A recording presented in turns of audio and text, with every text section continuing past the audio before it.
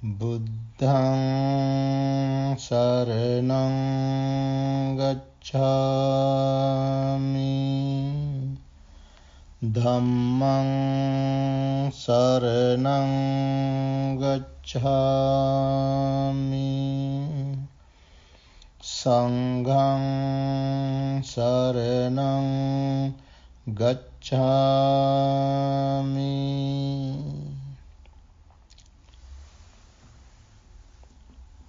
When mindfulness of breathing is developed and cultivated, it fulfills 4 foundations of mindfulness.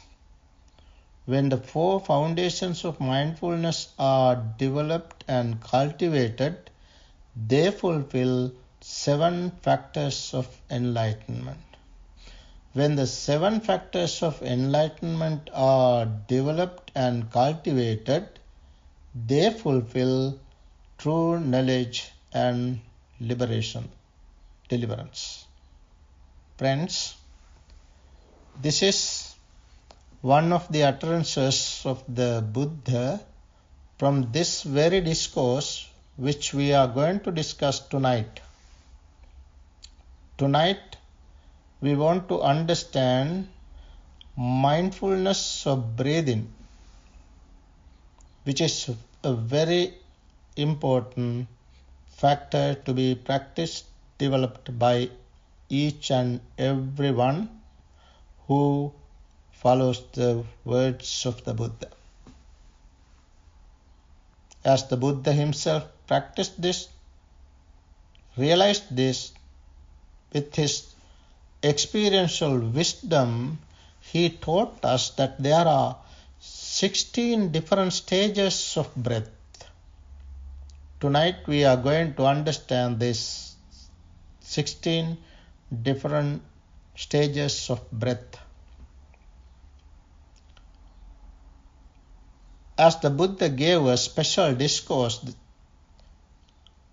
according to the Majjhima Nikaya, middle-length teachings of the Buddha, the Sutta number 118, Ānāpānasati Sutta, where the Buddha explained these different stages. But before that, Buddha talked about some other techniques as well. So in the discourse, there is a backdrop, there's a background to deliver this special discourse. Once the Buddha was living at Savatthi in the Eastern Park, in the palace of Megara's mother, together with many very well-known elder disciples. In Savatthi, that city, there were 2 monasteries. The first one was built by Anathapindika the millionaire, which was called Jetha's Grove, the monastery of Jetha's Grove. And later on, another monastery was built by the chief benefactress of the Buddha, Visakha. So, this particular discourse was delivered at that monastery, which was built by Visakha, the chief benefactress of the Buddha. That was on the full moon night. The whole monastery was lit with the moonlight. The monks were sitting outside.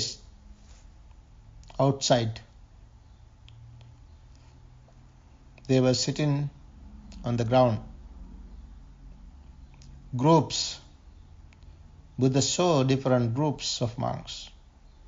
There were very well-known elder disciples of the Buddha, such as Venerable Sariputta, Venerable Maha Moggallana, Venerable Maha Kassapa, Venerable Maha Kachana, Venerable Maha Kotthita, Venerable Maha Kappina, Venerable Maha Chunda, Venerable Anuruddha, Venerable Revata, the Venerable Ananda, and other very well-known disciples of the Buddha. They all were there. Now, on that occasion, elder bhikkhus had been teaching and instructing new bhikkhus, new monks. Some elder bhikkhus had been teaching and instructing 10 new bhikkhus. Some elder bhikkhus had been teaching and instructing 20 bhikkhus. Some for 30 bhikkhus. Some for 40 bhikkhus, new monks. And the new monks, taught and instructed by the elder monks, elder bhikkhus, had achieved successive stages of high distinction. They attained different stages like stream enterers, one-returners, non-returners, like that. On that occasion, as it was the full moon night, the Blessed One was also seated in the open, surrounded by the Sangha of bhikkhus. The Buddha was sitting there, surrounded by the monks. Then, surveying the silent Sangha of bhikkhus, the Buddha addressed them. Buddha said, bhikkhus. That is how the Buddha addressed the monks, bhikkhus. I am content with this progress. My mind is content with this progress. So arouse still more energy to attain the unattained, to achieve the unachieved, to realize the unrealized. I shall wait here at Savatthi for the Kaumudi full moon of the 4th month. That is what the Buddha said. As the Buddha was contented, seeing these groups, they were studying the Dhamma, practicing the Dhamma, different groups. Elder monks were teaching the young monks. The bhikkhus of the countryside heard the Buddha, the Blessed One, will wait there at Savatthi for another couple of months. So they themselves came there from outside. Some other monks came. And now the Buddha further said, bhikkhus, this assembly is free from prattle. The monks, they were free from prattles, not unnecessary talks. This assembly is free from chatter, no chattering. The monks, groups, silent groups, though studying the Dhamma, practicing the Dhamma. It consists purely of heartwood. This is the heartwood. That night, the heartwood of the sasana, of the dispensation was there. Because all elder monks,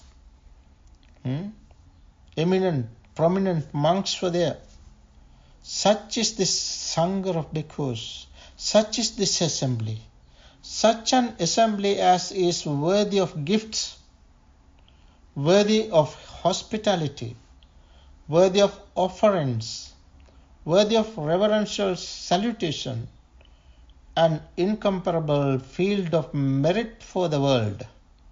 Such is this Sangha of Bhikkhus. Such is this assembly.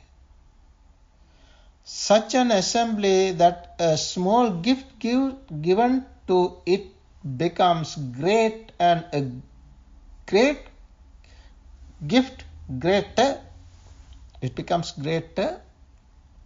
Such is this Sangha of Bhikkhus. Such is this assembly, the Buddha said. Such an assembly as is rare for the world to see.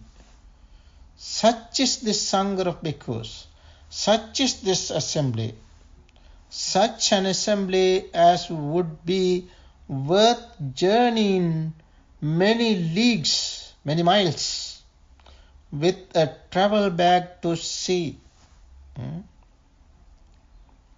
With a backpack, even it's worthy to travel miles and miles to see such a great assembly of monks. Such is the Sangha of the Bhikkhus. Such is this assembly.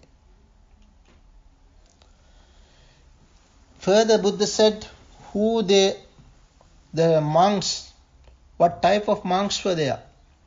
In this Sangha of Bhikkhus, there are bhikkhus who are arahants with taints destroyed, who have lived the holy life, done what had to be done, laid down the burden, reached the true goal, destroyed the fetters of being, and are completely liberated through final knowledge. Such bhikkhus are they in this Sangha of Bhikkhus.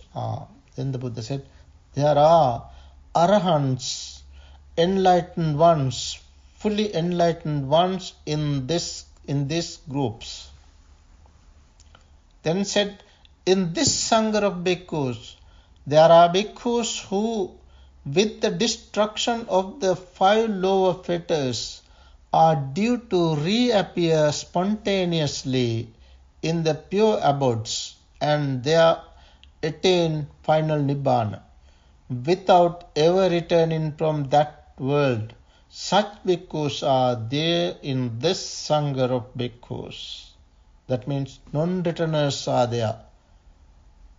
Those who have cut off the first 5 fetters, they are there in the group. Then said, in this Sangha of Bhikkhus, there are bhikkhus who, with the destruction of 3 fetters and with the attenuation of lust, hate and delusion, are once returners, returning once to this world to make an end of suffering. Such bhikkhus are there in this Sangha of Bhikkhus. Means once returners are there. Then further said, in this Sangha of Bhikkhus, there are bhikkhus who, with the destruction of the 3 fetters, are stream enterers, no longer subject to perdition, bound for deliverance,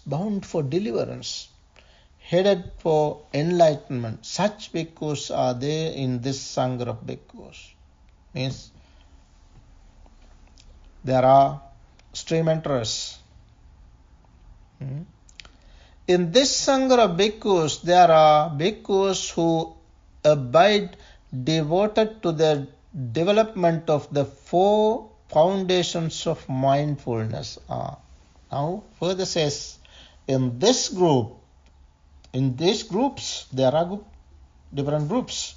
In these different groups, there are monks who are practicing, developing the 4 establishments of mindfulness, 4 foundations of mindfulness. Such bhikkhus are there in this Sangha of Bhikkhus. Then said, in this Sangha of Bhikkhus, there are bhikkhus who abide devoted to the development of the 4 right kinds of striving, right efforts. Then further, of the four bases for spiritual powers, there are monks here, they are practicing four bases for spiritual powers. Iddhi. Of the five faculties, there are monks here, they are practicing developing five faculties. Of the five powers, there are monks here, they are practicing developing five kinds of powers. Then further said, here there are monks practicing developing the 7 enlightenment factors. Then further said, there are monks here who are practicing developing the noble eightfold path. Such bhikkhus are there in this Sangha of bhikkhus, the Buddha said. In this Sangha of bhikkhus, there are bhikkhus who abide devoted to the development of loving friendliness, metta. Then there are some who are practicing developing compassion, karuna. And there are some, those who are practicing developing appreciative joy, mudita. There are some who are practicing developing equanimity, upekha, both sublime abodes. In this group, there are some monks who are practicing developing the meditation on foulness. And there are some who are practicing developing perception of impermanence.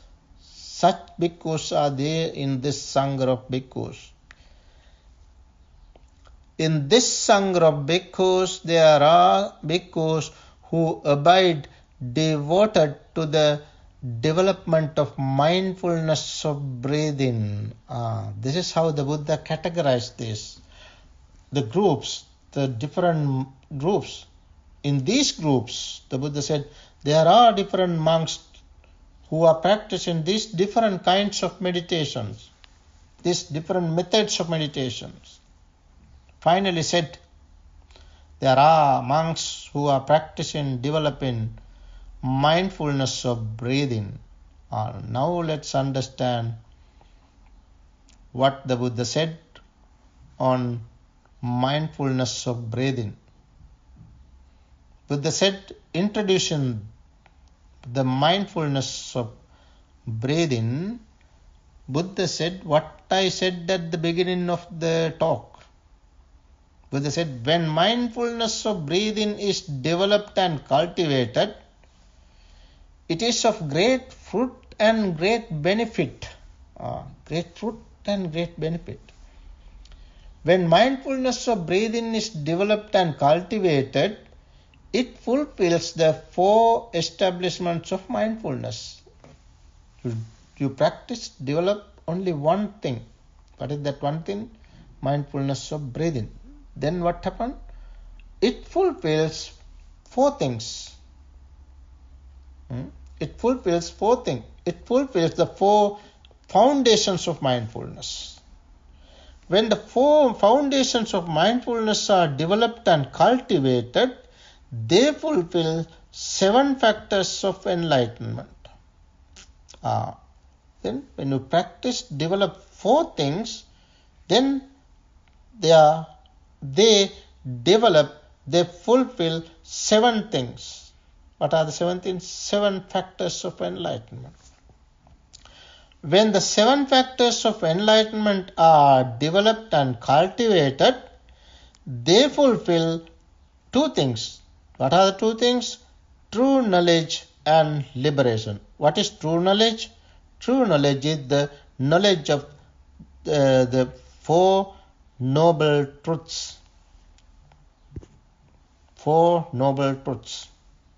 And then deliverance, liberation. That is the gist.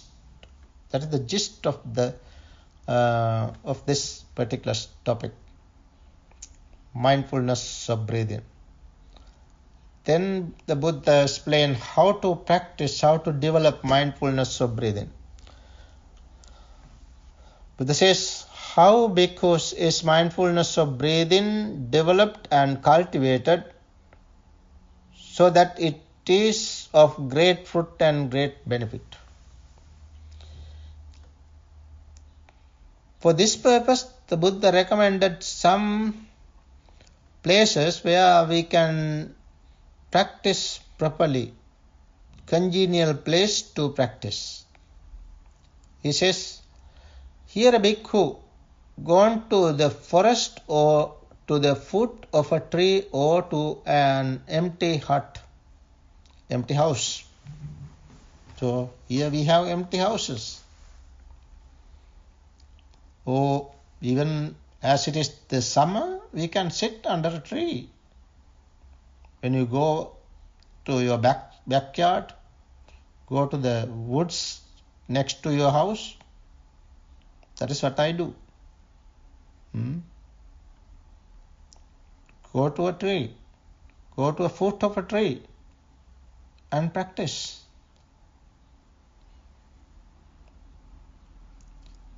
When you go to such a place, go to a foot of a tree, or when you are alone at home, sit down properly, having folded his legs,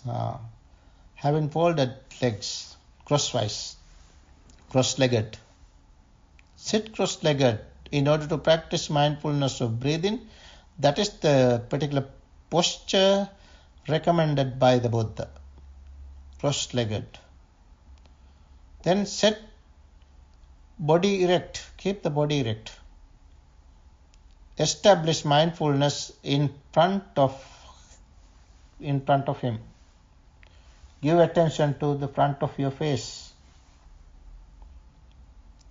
And then understand, ever mindful, he or she breathes in, ever mindful, he or she breathes out. Mindfully breathe in, mindfully breathe out. That is the meaning. That is the first thing. That is not counted as the number. It is the preparatory step.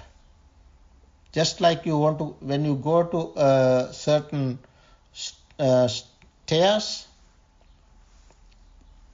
when you want to steps, go up to a stair, first you go closer to it and then you take steps. So the first preparatory step is simply closing your eyes, observe your breath and understand breathing in, breathing out. Then at a time you can understand breathing in alone. Breathing in alone, understand that.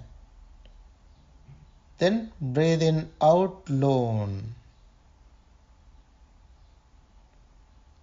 As you take long breath, necessarily it comes to short one as well. Then there you see, you experience that now the breath is short. Breathing in short, breathing in short, and then breathing out short. So that is the second step. The first step is breathing in long, breathing out long. Second step, breathing in short, breathing out short. That is the second. Then you can understand breathe in, experiencing the whole body. Whole body means not this body. Whole body means whole breath body. You can experience your whole breath body in. Then whole breath body out. That is the third step. Then further you can understand, while you are breathing in and breathing out, you are experiencing breathing, tranquilizing the bodily formation. Tranquilizing, that term I don't prefer that word. Tranquilization is just like you tranquilize an elephant. Shooting the elephant, you tranquilize the elephant. It's not that. Calming the breath. You can understand calmness, serenity, calming the breath. Breathing in, calming the bodily formations. Bodily formations means breath. Calming in, then breathing out, calming the bodily formation, calming the breath, which is conducive to concentration. You can then, with these four, you can come to the state of calmness, and you can come to the state of concentration of your mind. Mind is well concentrated within these 4 steps. So those are the first 4 steps, which is called first tetrad. There are four tetrads. Tetrads mean 4 lines, 4 things. So there are 4 tetrads means 16 steps, 16 stages. Now that is the first one. First tetrad is over. Now we come to the second tetrad. Now you can, as you are observing your breath, you are observing all the while, you are observing your breath, not anything else. Breathe in, experiencing rapture. As you are observing your breath, you can experience rapture. You are breathing in and experience rapture. But you do not cling to rapture. Then breathing out, experiencing rapture. Breathing in, breathing out, experiencing rapture. That is the next one. Next step is the 5th one. 5th step. Then experiencing pleasure. Breathing in, experiencing pleasure. Breathing out, experiencing pleasure. That is the 6th one. Then breathing in, experiencing the mental formations. Thinking, mental formations. That is this. Then breathing out, experiencing the mental formation. That is the 7th one. 7th stage. Breathing in, tranquilizing the mental formation, calming the mental formation. Breathing out, calming the mental formation. That is the 8th one. That is the 8th one, which completes the 2nd tetrads. Now the 9th step. Breathing in, experiencing the mind. You can understand your mind properly. Then breathe out, experiencing the mind. That is the 9th one. Breathe in, gladdening the mind. Breathe out, gladdening the mind. The 10th one. Then breathe in, concentrating the mind. Breathe out, concentrating the mind. 11th one. Now breathe in, liberating the mind. Breathe out, liberating the mind. That's the 12th one, 12th step, 12th stage of breath. Here liberation means not liberation of mind, but liberation from 5 hindrances. From here onwards, no hindrances at all. No 5 hindrances. Completely your mind is liberated from 5 hindrances. Then that is the third tetrad. Now 13th one. Breathe in, contemplating impermanence. Breathe out, completing impermanence. 14th. Breathe in, contemplating fading away. Breathe out, contemplating fading away. 14th.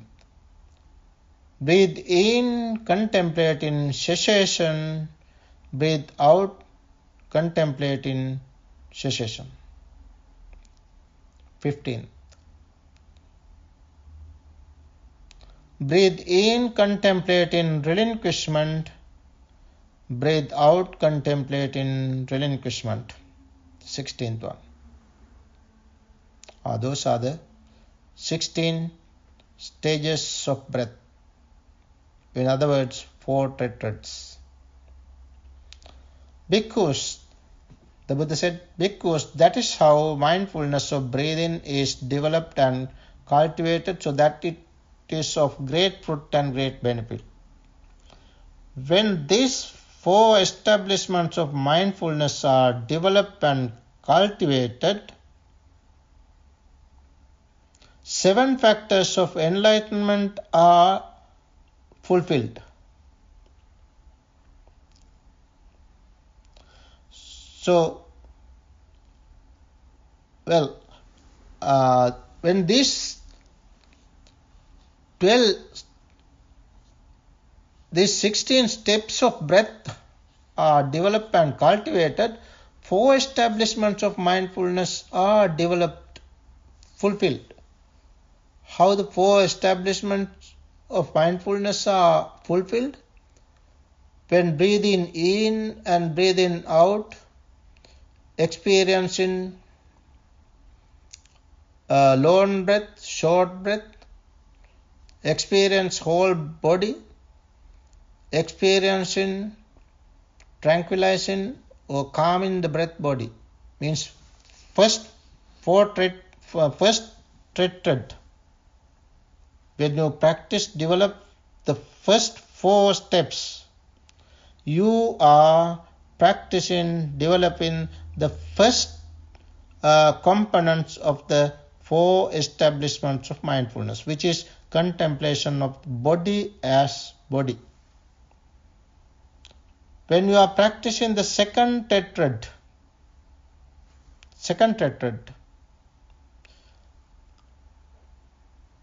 you are practicing, developing, cultivating and fulfilling the second components of the 4 establishments of mindfulness, which is contemplation of feeling as feelings. When you are developing, cultivating the third tetrad, you are simultaneously fulfilling the third component of the 4 establishments of mindfulness, which is the contemplation on mind as mind, Chittanupassana. When you are practicing, developing the 4th tetrad, you are simultaneously practicing, developing and cultivating, fulfilling the 4th components of the 4 establishments of mindfulness, which is Dhammanupassana. That is how you are practicing, developing the 4 establishments of mindfulness simultaneously while you are practicing, developing mindfulness of breathing. You practice only one thing, mindfulness of breathing, but you are fulfilling 4 things, means 4 establishments of mindfulness. Chattaro Satipatthana. Now, then further the Buddha pointed out clearly, when you practice, whatever occasion a bhikkhu abides contemplating the body as a body, ardent, fully aware and mindful, having put covetousness and grief for the world, on that occasion, what happens? Unremitting mindfulness is established in him. Unremitting means continuous, persistent mindfulness, ever alert, ever mindful. You are practicing, developing your mind. On whatever occasion unremitting mindfulness is established in him, on that occasion the mindfulness enlightenment factor is aroused. As you are mindful factor of enlightenment is aroused there. As such, you can develop your first factor of enlightenment, which is mindfulness. You are developing, cultivating that, the first factor of enlightenment, Sati Sambojjhanga. With that mindfulness, you are alert. You have clear comprehension. You are mindful. Since you are mindful and you have wisdom, clear comprehension, you can investigate the Dhamma. You investigate and examine the state of Dhamma, which is called Dhamma Vichaya Sambojjhanga. You are doing the examination, exploration, investigation. That is called investigation of the Dhamma. That is the second factor of enlightenment. While you are practicing, developing this, investigating the Dhamma, you have extra energy, tireless energy is aroused. The Buddha said, tireless energy is aroused. On whatever occasion tireless energy is aroused, then wisdom arises, as you have tireless energy.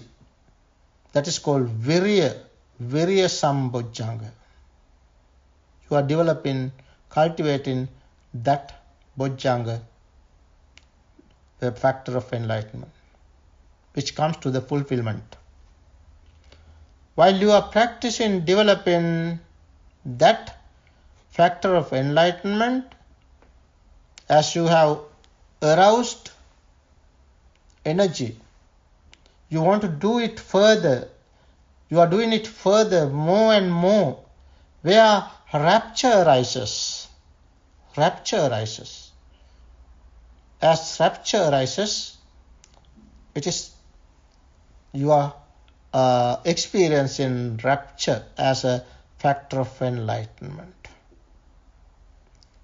While you are practicing further, developing further, as you are rapturous, you experience rapture, your body and mind both come to the state of tranquility. Tranquility, passaddhi, tranquility. Now as you are practicing further and further, developing your factor of enlightenments, practice of enlightenment, you can experience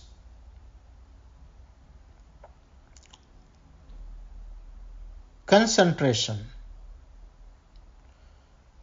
You are fully concentrated. Where concentration, enlightenment factor is aroused and develops and come to the state of fulfillment in that particular concentration. You are very well concentrated.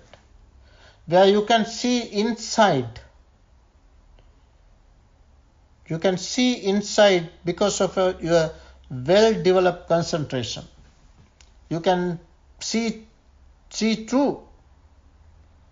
You can see things as they really are. The Buddha said, Samahito bhikkhu yatha bhutam pajanati.